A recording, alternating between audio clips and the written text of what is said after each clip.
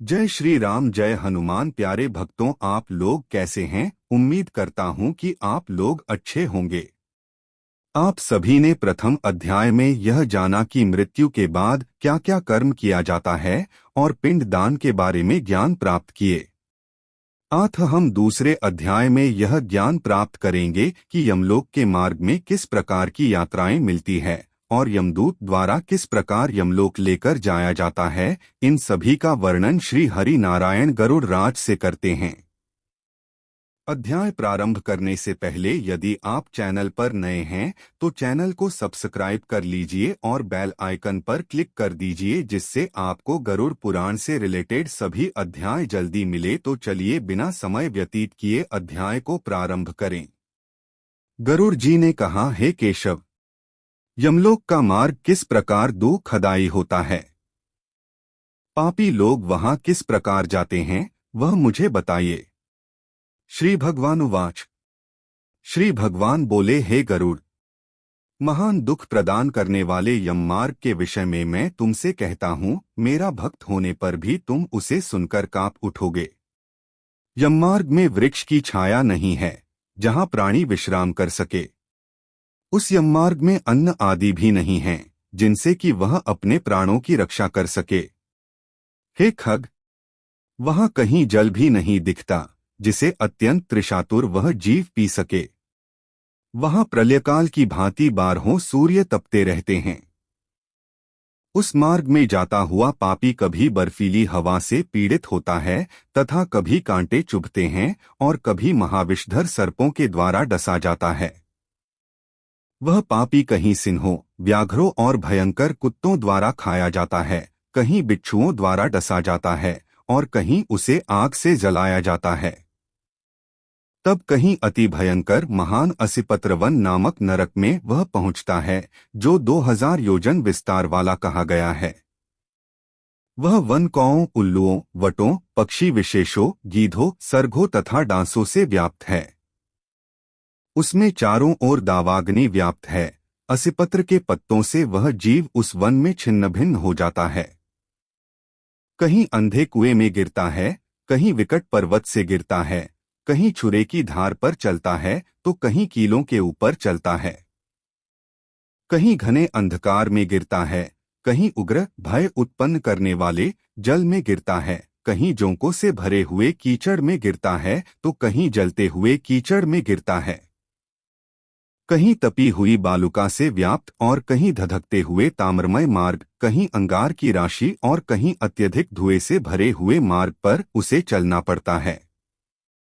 कहीं अंगार की वृष्टि होती है, कहीं बिजली गिरने के साथ शिलावृष्टि होती है, कहीं रक्त की, कहीं शस्त्र की और कहीं गर्म जल की वृष्टि होती है। कहीं खारे कीचड़ की वृष्टि होती है। मार्ग में कहीं गहरी खाई है, कहीं पर्वत शिखरों की चढ़ाई है और कहीं कंदराओं में प्रवेश करना पड़ता है। वहां मार्ग में कहीं घना अंधकार है तो कहीं दुख से चढ़ी जाने योग्य शिलाएं हैं, कहीं मवाद, रक्त तथा विष्ठा से भरे हुए तालाब हैं। यम मार्ग के बीचों बीच अत्यंत उग्र और घोर वैतरणी नदी बहती है। वह देखने पर दुखदायिनी हो तो क्या आश्चर्य! उसकी वार्ता ही भय पैदा करने वाली है। वह 100 योजन चौड़ी है, उसमें पूय, पीबमवाद और शोणित रक्त बहते रहते हैं। हड्डियों के समूह से तट बने हैं, अर्थात उसके तट पर हड्डियों का ढेर लगा रहता है। मांस और रक्त के कीचड़ वाली वह नदी दुख से पार की जाने वाली है।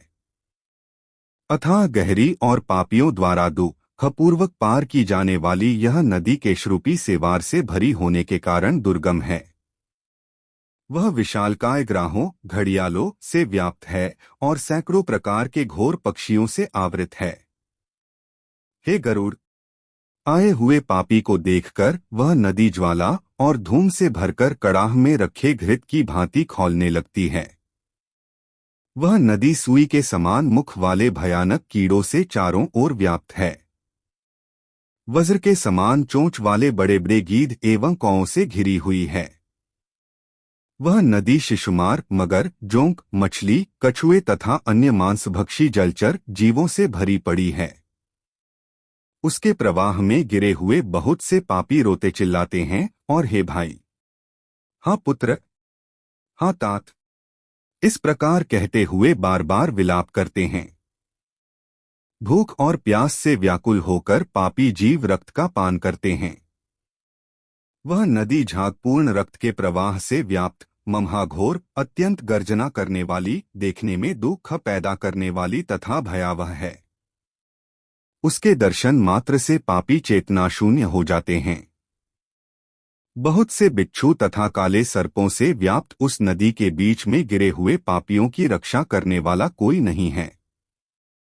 उसके सैकड़ों हजारों भंवरों में पड़कर पापी पाताल में चले जाते हैं। क्षण भर पाताल में रहते हैं और एक क्षण में ही ऊपर चले आते हैं। हे खग, वह नदी पापियों के गिरने के लिए ही बनाई गई है। उसका पार नहीं दिखता। वह अत्यंत दुखपूर्वक तरने योग्य तथा बहुत दुख देने वाली है। इस प्रकार बहुत प्रकार के क्लेशों से व्याप्त अत्यंत दुखप्रद यम मार्ग में रोते चिल्लाते हुए दुखी पापी जाते हैं। कुछ पापी पाश से बंधे होते हैं और कुछ अंकुश में फंसाकर खींचे जाते हैं और कुछ शस्त्र के अग्रभाग से पीठ में छेदते हुए ले जाए जाते हैं।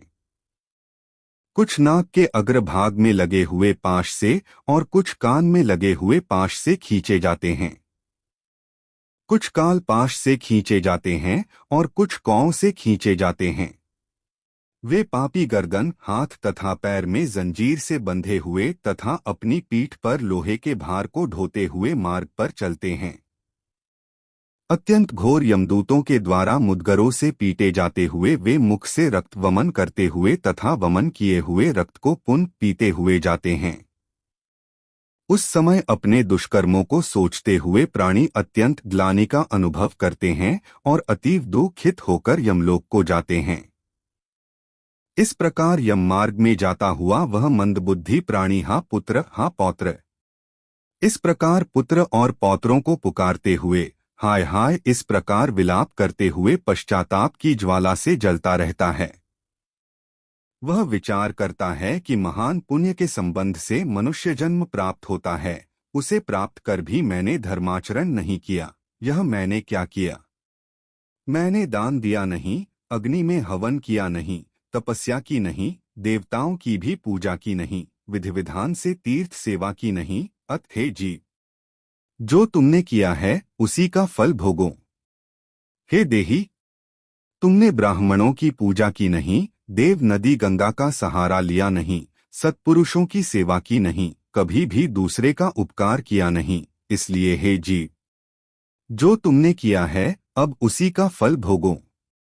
मनुष्यों और पशु पक्षियों के लिए जलहीन प्रदेश में जलाशय का निर्माण किया नहीं। गौओं और ब्राह्मणों की आजीविका के लिए थोड़ा भी प्रयास किया नहीं। इसलिए हे देही, तुमने जो किया है उसी से अपना निर्वाह करो। तुमने नित्यदान किया नहीं, गौओं के दैनिक भरण पोषण की व्यवस्था की नहीं, वेदों और शास्त्रों के वचनों को प्रमाण माना नहीं, पुराणों को सुना नहीं, विद्वानों की पूजा की नहीं। इसलिए हे देही, जो तुमने किया है उन्हीं दुष्कर्मों के फल को अब भोगो। नारी जीव भी पश्चाताप करते हुए कहता है, मैंने पति की हित कर आज्ञा का पालन किया नहीं, पातिव्रत्य धर्म का कभी पालन किया नहीं और गुरुजनों को गौरवोचित सम्मान कभी दिया नहीं। इसलिए हे देहन, जो तुमने किया उसी का अब फल भोगो। धर्म की बुद्धि से एकमात्र पति की सेवा की नहीं और पति की मृत्यु हो जाने पर वहने प्रवेश करके उनका अनुगमन किया नहीं, वैधव्य प्राप्त करके त्यागमय जीवन व्यतीत किया नहीं। इसलिए हे देहिन, जैसा किया उसका फल अब भोगो। मास पर्यंत किए जाने वाले उपवासों से तथा चांद्रायन व्रतों आदि सुविस्तीर्ण नियमों के पालन से शरीर को सुखाया नहीं। पूर्वजन्म में किए हुए दुष्कर्मों से बहुत प्रकार के दुख खोन को प्राप्त करने के लिए नारी शरीर प्राप्त किया था। इस तरह बहुत प्रकार से विलाप करके पूर्व देह का स्मरण करते हुए मेरा मानवजन्म शरीर कहाँ चला गया, इस प्रकार चिल्लाता हुआ वह यम मार्ग में चलता है। हे ताक्ष्य, इस प्रकार 17 दिन तक अकेले वायु वेग से चलते हुए 18वें दिन वह प्रेत सौम्यपुर में जाता है। उस रमणीय श्रेष्ठ सौम्यपुर में प्रेतों का महान गण रहता है। वहां पुष्पभद्रा नदी और अत्यंत प्रिय दिखने वाला वटवृक्ष है। उस पुर में यमदूतों के द्वारा उसे विश्राम कराया जाता है। वह दुखी होकर वह स्त्री पुत्रों के द्वारा प्राप्त सुखों का स्मरण करता है। वह अपने धन, भृत्य और पौत्र आदि के विषय में जब सोचने लगता है तो वहां रहने वाले यम के किंकर उससे इस प्रकार कहते हैं, धन कहाँ है, पुत्र कहाँ है, पत्नी कहाँ है, मित्र कहाँ है, बंधु बांधव कहाँ है। हे मूढ़, जीव अपने कर्मोपार्जित फल को ही भोगता है, इसलिए सुदीर्घ काल तक इस यम मार्ग पर चलो। हे परलोक के राही, तू यह जानता है कि राहगीरों का बल और संबल पाथेय ही होता है, जिसके लिए तूने प्रयास तो किया नहीं। तू यह भी नहीं जानता था कि तुम्हें निश्चित ही उस मार्ग पर चलना है और उस रास्ते पर कोई भी लेन देन हो नहीं सकता।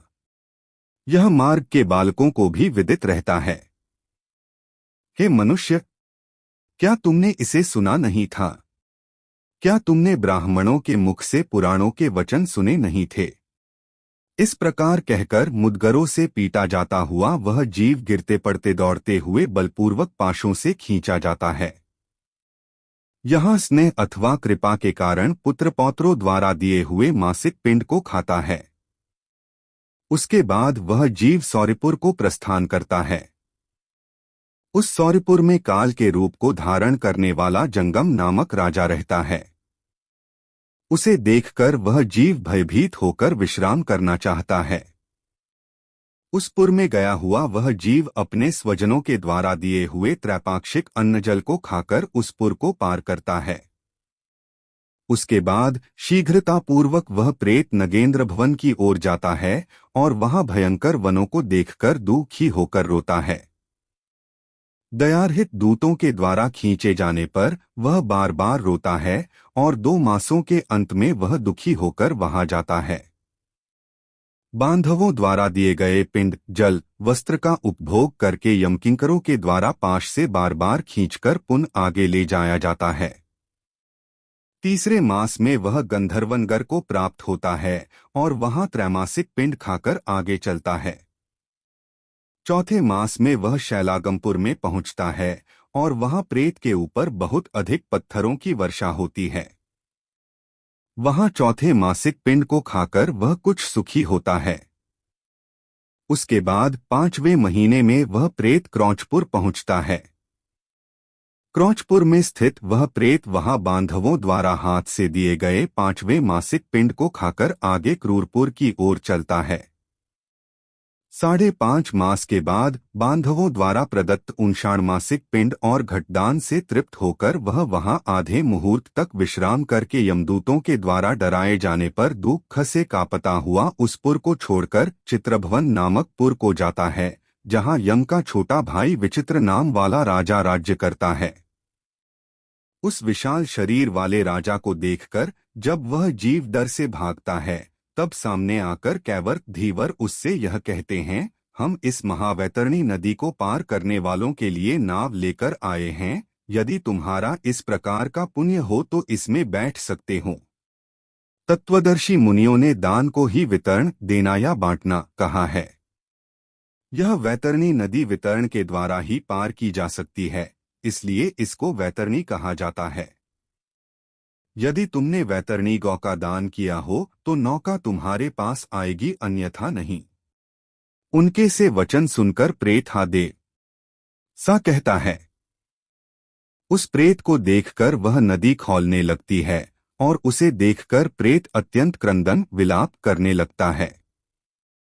जिसने अपने जीवन में कभी दान दिया ही नहीं, सा पापात्मा उसी वैतरणी में डूबता है। तब आकाश मार्ग से चलने वाले दूत उसके मुख में कांटा लगाकर बंसी से मछली की भांति उसे खींचते हुए पार ले जाते हैं। वहां षाण्मासिक पिंड खाकर वह अत्यधिक भूख से पीड़ित होकर विलाप करता हुआ आगे के रास्ते पर चलता है। 7वें मास में वह बहवापतपुर को जाता है और वहां अपने पुत्रों द्वारा दिए हुए सप्तम मासिक पिंड को खाता है। हे पक्षीराज गरुड़, उस पुर को पार कर वह दूखद नामक पुर को जाता है। आकाश मार्ग से जाता हुआ वह महान दुख प्राप्त करता है। वह 8वें मास में दिए हुए पिंड को खाकर आगे बढ़ता है और 9वां मास पूर्ण होने पर नानाक्रंदपुर को प्राप्त होता है। वह क्रंदन करते हुए अनेक भयावह क्रंदग्नों को देखकर स्वयं शून्य हृदय वाला वह जीव दुखी होकर आक्रंदन करने लगता है। उस पुर को छोड़कर वह यमदूतों के द्वारा भयभीत किया जाता हुआ 10वें महीने में अत्यंत कठिनाई से सुतप्तभवन नामक नगर में पहुंचता है। वहां पुत्रादि से पिंडदान और जलांजलि प्राप्त करके भी सुखी नहीं होता। 11वां मास पूरा होने पर वह रौद्रपुर को जाता है और पुत्रादि के द्वारा दिए हुए एकादश मासिक पिंड को वहां खाता है। 11.5 मास बीतने पर वह जीव पयोवर्षण नामक नगर में पहुंचता है। वहां प्रेतों को दुख देने वाले मेघ घनघोर वर्षा करते हैं। वहां पर दुखी वह प्रेत उनाब्दिक श्राद्ध के पिंड को खाता है। इसके बाद वर्ष पूरा होने पर वह जीव शीताढ़्य नामक नगर को प्राप्त होता है। वहां हिम से भी 100 गुनी अधिक महान ठंड पड़ती है। शीत से दुखी तथा क्षुधित वह जीव इस आशा से 10 दिशाओं में देखता है कि शायद कहीं कोई हमारा बांधव हो जो मेरे दुख को दूर कर सके। तब यम के दूत कहते हैं, तुम्हारा सा पुण्य कहाँ है? फिर वार्षिक पिंड को खाकर वह धैर्य धारण करता है। उसके बाद वर्ष के अंत में यमपुर के निकट पहुंचने पर वह प्रेत बहुभीतिपुर में जाकर हाथ भर माप के अपने शरीर को छोड़ देता है। हे पक्षी, पुण्य कर्म भोग के लिए अंगुष्ठ मात्र के वायुस्वरूप यातना देह को प्राप्त करके वह यमदूतों के साथ जाता है। हे कश्यपात्मज, जिन्होंने और्ध्वदैहिक मरणकालिक दान नहीं दिए हैं, वे यमदूतों के द्वारा दृढ़ बंधनों से बंधे हुए अत्यंत कष्ट से यमपुर को जाते हैं। हे आकाशगामी गरुड़, धर्मराजपुर में 4 द्वार है, जिनमें से दक्षिण द्वार के मार्ग का तुमसे वर्णन कर दिया। इस महान भयंकर मार्ग में भूखप्यास और श्रम से दुखी जीव जिस प्रकार जाते हैं, वह सब मैंने बतला दिया। अब और क्या सुनना चाहते हो? इस प्रकार गरुड़ पुराण के अंतर्गत सारोद्वार में यममार्ग निरूपण नामक दूसरा अध्याय पूर्ण हुआ। हमारे द्वारा प्रस्तुत की गई यह गरुड़ पुराण की द्वितीय अध्याय कैसी लगी, आप अवश्य कमेंट करके बताएं। धन्यवाद।